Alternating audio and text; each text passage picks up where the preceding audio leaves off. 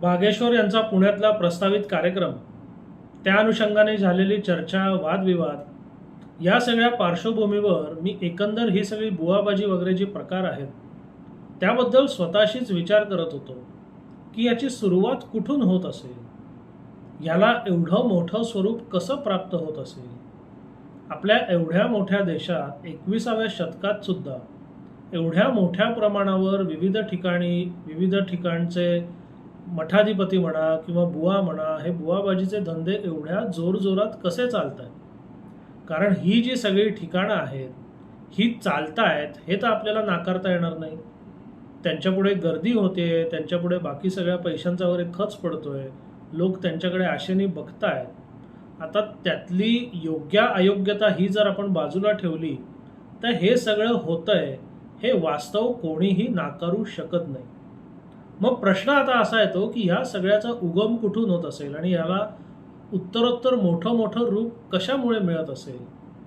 तर मला सुचलेले विचार काही मी इथे मांडतोय. ते आपल्यापैकी सगळ्यांनाच पटले पाहिजेत असं नाही. पटले तरी उत्तम, घ्या, नाही पटले सोडून द्या. या विचारांचा प्रतिवाद करायचा असेल तर कमेंट्समध्ये किंवा माझा जो संपर्क क्रमांक आहे त्याच्यावर तुमचे विचार कळवा. कारण माझ्याप्रमाणेच तुम्हाला सुद्धा अभिव्यक्ती स्वातंत्र्य आहे.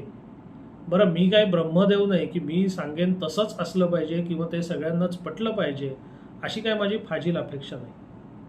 पण आता परत मूळ मुद्द्याकडे वळूया की ह्या सगळ्याचा उगम कुठनं झाला असेल. तर माझं एक तर्क असा आहे की जेव्हा माणसाला त्याच्या दैनंदिन जीवनामध्ये समस्या असतात आणि मुख्यतः त्या समस्यांना कोणताही उतारा दिसत नाही, तेव्हा माणसाची पावलं साहजिकपणे अशा कुठल्या तरी अमानवी घटकांच्या दिशेने जायला लागतात. मग ती देवळं असतील, धर्मक्षेत्र असतील, बुवाबाजी असतील, गावगावचे मांत्रिक असतील, हे सगळे त्यातलेच प्रकार झाले. म्हणजे या सगळ्याचं मूळ जर तुम्ही शोधायचा प्रयत्न केलात तर मानवी जीवनातल्या असंख्य समस्या याच्यातच त्याचं मूळ आहे. आता याच्या समस्यांमुळे हे जर सगळं उद्भवतंय हे जर आपण प्रायमा फेसी म्हणजे प्राथमिकदृष्ट्या मान्य करायचं ठरवलं तर मग आपल्याला प्रगत आणि अप्रगत देशांची तुलना करता येते. आणि मग आपल्यापेक्षा प्रगत देशांमध्ये हे प्रकार कमी का आहेत याचं उत्तर आपल्याला चटकन सापडू शकतं.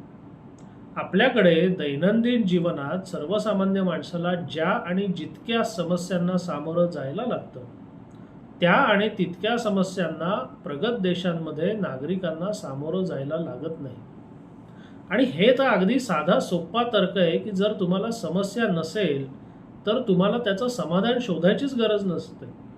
म्हणजे एक साधी गोष्ट लक्षात घ्या की समजा तुमची प्रकृती ठणठणीत असेल तर तुम्ही दवाखाना शोधत हिंडाल का? नाही. पण जर मनुष्याच्या प्रकृतीची कुरबूर चालू असेल तर तो कुठला ना कुठला दवाखाना शोधणार ना. मग आता काही दवाखाने अधिकृत आणि चांगले असतील आणि काही बोगस डॉक्टरांचे असतील. याच्यात त्या रुग्णाचा मूलभूत तसा दोष नाहीये, कारण तो रुग्ण आहे, त्याला काहीतरी कुरबूर आहे आणि त्याच्यावर उतारा मिळण्याकरता त्याची ती केविलवाणी धडपड चाललेली आहे. आता आपल्या व्यवस्थेच्या अनुषंगाने सर्वसामान्य माणसाचा जर विचार करायचा झाला तर सकाळपासून रात्रीपर्यंत तुम्हाला कुठल्याही सेवा सुविधा सरळपणे मिळतील याची शाश्वती नसते. अगदी घराबाहेर पडलात तर तुम्हाला रिक्षा, टॅक्सी, बस मिळेल का? तो रिक्षा, टॅक्सी, बसवाला तुम्हाला पाहिजे तिथे न्यायला तयार होईल का? गेलात तर तुम्हाला जी रेल्वे मिळायची ती मिळेल का? ती वेळेवर मिळून तुम्हाला एअरपोर्टला पोचता येईल का? हे सगळं सुरळीत चालेल का? का त्याच्यात काही तांत्रिक बिघाड येतील का? रस्त्यात मध्येच एखादा मोर्चाच येईल का? लग्नाची वरातच येईल का? कोणीतरी बंदच पुकारेल? हे असले जे समस्या आहेत ना, हे सगळं भंडावून टाकणार आहे. म्हणजे कोणतीही गोष्ट माणसाने करायची ठरवली तर ती सुरळीतपणे पार पडण्याकरता त्याला असंख्य गोष्टी सुरळीत असण्याची आवश्यकता आहे. आता साधं उदाहरण घ्या. आपल्याकडची बँकिंग व्यवस्था एवढी सुमार दर्जाची आहे, आपल्याकडची पोस्टाची व्यवस्था एवढी सुमार दर्जाची आहे, किंवा त्याच न्यायाने आपल्याकडच्या कुठल्याही सरकारी कार्यालयात जायचं म्हणजे सर्वसामान्य माणसाचा छळ हे सूत्र आहे. तुम्हाला शक्यतोवर सरकारी कार्यालयात जायला लागूच नाहीये असं प्रत्येकाला वाटतं. कारण कुठल्याही अशा कार्यालयात जायचं झालं की मनस्तापाला आमंत्रण ठरलेलं आहे. मग तुमचं ते वीज पुरवठा असो, पाणी पुरवठा असो, ग्रामपंचायत असो, महापालिका असो, पोलीस असो, तलाठी तहसीलदार असो किंवा अजून कुठला असो, बँक असो. बाबा तुम्ही सुरळीत गेलात, तुमचं सुरळीत काम झालं, तुम्ही सुरळीत काम करून मोकळे झालात असं होत नाही. साधं बँकेचं पासबुक प्रिंटिंग मशीन आपल्याकडे चालत नाही. नेट बँकिंग आपण करतो, नेट बँकिंग चालत नाही. तुम्हाला तुमच्या खात्यात असलेले पैसे पटकन इमर्जन्सी आली म्हणून काढायचे झाले तर बऱ्याच वेळा त्या ब्रँचमध्ये पैशांची चणचण असते. ऐनवेळी तुम्हाला तुमच्याच खात्यातले पैसे उपलब्ध होतीलच याची अजिबात शाश्वती नसते. त्याकरता तुम्हाला बँकेला आगाऊ सांगून ठेवायला लागतं किंवा बँक तुम्हाला अर्जंट हवे तर त्यांचा जर इच्छा असली, त्यांना जर शक्य झालं तर ते पैसे इतर ब्रँचमधनं मागवून तुम्हाला देऊ शकते. म्हणजे या सगळ्याचा थोडक्यात मतितार्थ काय तर दैनंदिन जीवनात सर्वसामान्य मनुष्य हा सगळ्या प्रकारच्या समस्यांनी ग्रासलेला आहे. आता या समस्यांच्या एक पाऊल आपण पुढे जाऊया. या समस्यांचा निराकरण करण्याकरता सुद्धा स्वतंत्र व्यवस्था निर्माण केलेली आहे. मग ती विविध तक्रार केंद्र असतील, विविध न्यायालये असतील, तिथे तरी माणसाच्या तक्रारीची दाद लागते का, तिथे तरी माणसाला न्याय मिळतोय का, त्या बाबतीत सुद्धा आपल्याकडे सगळा अंधारच आहे. तुम्हाला एखाद्या गोष्टीचा त्रास झाला, त्याबद्दल तुम्ही एखाद्या सक्षम ठिकाणी तक्रार केली, तुमच्या तक्रारीची दखल घेतली गेली आणि तुमच्या त्रासाचं निराकरण झालं, असं घडलेली एकही व्यक्ती किमान माझ्या तरी पाहण्यात नाही. मग कोणाची तरी ओळख काढा, कोणाला तरी सांगा, त्यांचा पाठपुरावा करा, 100 वेळा त्याच्या मागे लागा, तो काम करत नाही म्हणून अजून त्याच्या वरिष्ठाकडे तक्रार करा. असलं सव्यापसव्य केल्याशिवाय तुमचा मार्ग निकाली लागत नाही. जे ह्या सगळ्या कार्यालयांचं आहे तेच न्यायालयांचं सुद्धा आहे. आता मी तर वकील असल्यामुळे न्यायालयांची परिस्थिती मला प्रत्यक्ष अनुभवता येते आणि माझं सगळ्या पक्षकारांना हे आधी पहिल्यापासून सांगणं असतं की शक्यतोवर न्यायालयात येऊ नका. कारण न्यायालयात तुम्ही आलात तर त्यात फक्त माझा म्हणजे पर्यायाने वकिलांचा फायदा आहे. पक्षकारांचा फायदा होईलच याची काहीही शाश्वती नाही. मध्यंतरी मी एका कोर्टात कामकाजाकरता उभा असताना तिथे एक पडलेली फाईल बघितली. 83 सालचा दावा तो अजून चाललेला आहे. तर माझा जन्म 84चा, माझ्यापेक्षा 1 वर्ष मोठा दावा अजूनही प्रलंबित आहे. त्यातली कितीतरी माणसं मेली, त्यांचे वारस आले, अजून त्या प्रश्नाचा निकाल लागत नाहीये.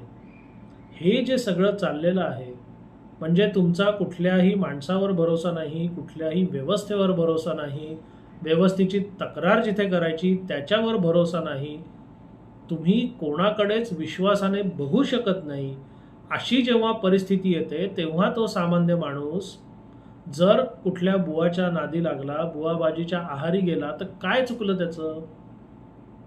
त्यात सर्वसामान्य माणसाचा दोष माझ्या मते तरी काहीही नाही.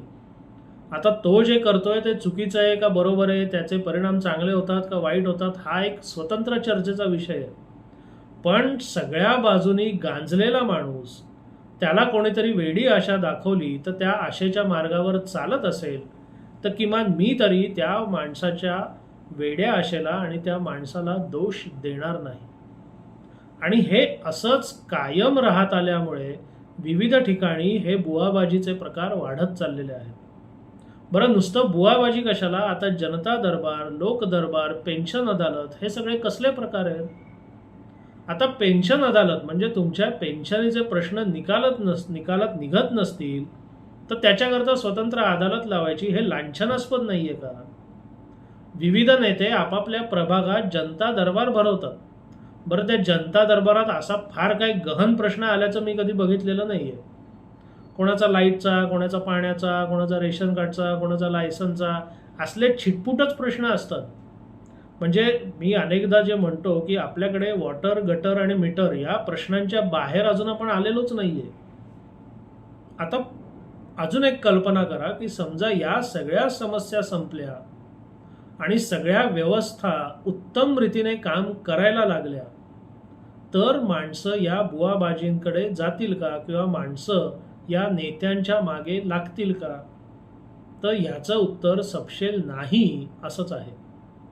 म्हणजे माझ्या दृष्टीने या सगळ्या समस्या, त्या समस्या सोडवण्याची आशा दाखवणारे बुवाबाज आणि तथाकथित राजकीय आणि इतर नेते यांचं परस्परास सहकार्य करू असंच ते सगळं चाललेलं आहे. म्हणजे समस्या कायम ठेवायच्या, मग त्या समस्येने माणूस गांजला की तो आपल्याकडे येईलच. मग तो एक तर कुठल्या तरी बुवाकडे तरी जाईल किंवा कुठल्या तरी नेत्याच्या दरबारात तरी हजेरी लावेल. पण या कुठल्याही बुवाला किंवा कुठल्याही नेत्याला आजपर्यंत बाबा अमुक अमुक प्रश्न निर्माण होताच कामा नये अशी सुधारणा करायचं सुचलेलं नाही आणि सुचणारही नाही. कारण तुमच्या समस्या आहेत तोवरच तुम्ही त्यांच्या दरबारात हजेरी लावणार आहात. तुमच्या समस्या संपल्या तर त्यांच्या दरबारात जाणार कोण? त्यांच्या दरबारांना कुलपं लावायला लागतील. त्यामुळे आपल्या व्यवस्थेत मूलभूत सुधारणा होण्याची शक्यता ही जवळपास शून्य आहे. म्हणजे व्यवस्था आपणहून आपल्यामध्ये सुधारणा करणार नाही. जर कधी काळी जनतेचा आणि एकंदर लोकमताचा भयंकर रेटा आला तरच ही व्यवस्था सुधारेल, पण त्याची सुद्धा नजीकच्या भविष्यात मला फार आशा नाहीये. म्हणून समस्या कायम ठेवायच्या, समस्यांनी लोकांना ग्रासत ठेवायचं आणि त्यांची आपल्या दरबारात हजेरी लागेल याची खात्री कायम करत राहायची, असा हा एक सगळा मोठा स्कॅम किंवा त्याला तुम्ही कॉन्स्पिरसी म्हटलं तरी काही वावगं ठरणार नाही. कारण जर गेल्या 75 वर्षात तुम्ही त्याच समस्या सोडवत असाल तर तुम्ही 1 इंच सुद्धा पुढे आलेला नाही आहात. ज्या तक्रारी माझ्या वडिलांना, माझ्या आजोबांना, माझ्या पणजोबांना करायला लागत होत्या त्यात जर मला, माझ्या मुलांना, माझ्या नातवंडांना करायला लागत असतील तर नक्की आपण मिळवलं काय आणि नक्की आपण प्रगती केली ती गेली कुठे? का आपण काही प्रगती केलीच नाही, हे नुसते शब्दाचे बुडबुडे आहेत? हे सगळं भयान वास्तव मान्य करणं हे सुद्धा सोपं नाही आहे. आणि हे वास्तव मान्य करण्यापेक्षा कुठल्या तरी बुवाच्या किंवा कुठल्या तरी नेत्याच्या दरबारात जाऊन आपल्या समस्येवर तत्कालिक उतारा घेणं हे सध्याच्या लोकांना सगळ्यात सोपं उदाहरण आहे किंवा सोपा मार्ग आहे. आणि त्यामुळे त्या सोप्या मार्गाचं बहुसंख्य लोक अनुसरण करत असतील तर त्याच्यात काहीही वावगं किंवा आश्चर्यकारक असं अजिबात नाही. पाश्चात्य देशांमध्ये किंवा हे जे प्रगत देश आहेत तिथे असंच तुम्ही जर तुलना केली तर तिकडच्या सिस्टीम एवढ्या उत्तम प्रकारे काम करतात की तिथे माणसाला प्रत्येक गोष्टीकरता कोणाची तरी प्रार्थना करायची, कोणाचे तरी आशीर्वाद घेण्याची गरजच वाटत नाही. कारण त्याला माहिती आहे मी बँकेत गेलो म्हणजे माझं काम होणारच आहे, मी पोस्टात गेलो म्हणजे माझं काम होणारच आहे, मी अमुक एका कार्यालयात गेलो म्हणजे माझं काम होणारच आहे. बरं, आता तर तिथे एवढी प्रगती झालेली आहे की विविध ठिकाणी जायची सुद्धा गरज उरलेली नाही आहे. तुम्ही सोशल मीडिया म्हणा, स्मार्टफोन म्हणा किंवा त्यांचे जे इंटरनेट वगैरे आहे ते वापरून तुमच्या समस्या मांडू शकता आणि त्याचं निराकरण सुद्धा होतं. आपल्याकडे या डिजिटल इंडियाचा उपयोग जो होतो तो फक्त स्पीड कॅमेरे लावून दंड घेण्याकरता होतो. आता त्याच कॅमेऱ्यामध्ये रस्त्यावरचे खड्डे सुद्धा दिसतात ना, पण त्याच्यावर कधी कोण दुरुस्ती करतंय का? तर नाही. तसं होणार नाही आपल्याकडे. कारण लोकांना जर समस्यांमध्ये ठेवलं नाही तर ती लोक आपल्या दरबारात हजेरी लावणार नाहीत, पर्यायाने आपली गरज उरणार नाही. ही सगळ्यात मोठी भीती या सगळ्या बुवाबाज आणि तथाकथित नेते लोकांना आहे. त्यामुळे जोवर हे दुष्टचक्र तुटत नाही तोवर हे चक्र याच गतीने पुढे पुढे जात राहणार. अर्थात हे या सगळ्या परिस्थितीचं मला झालेलं आकलन आहे. मी सुरुवातीलाच म्हटल्याप्रमाणे तुम्हाला हे पटलं पाहिजे असं अजिबात नाही. तुमचे वेगळे काही विचार असू शकतात, ते तुम्ही मांडू शकता, मला सुद्धा निश्चितपणे कळवू शकता. कारण आपल्या देशात बाकी काही असलं तरी अभिव्यक्ती स्वातंत्र्य हे प्रत्येकाला आहे आणि त्याचा मान बाकीच्यांचं माहीत नाही, पण मी निश्चितपणे ठेवतो. त्यामुळे तुम्ही मला कुठलाही चांगला वाईट प्रतिसाद दिला तरी तो मला स्वीकारार्ह ठेवायलाच लागेल.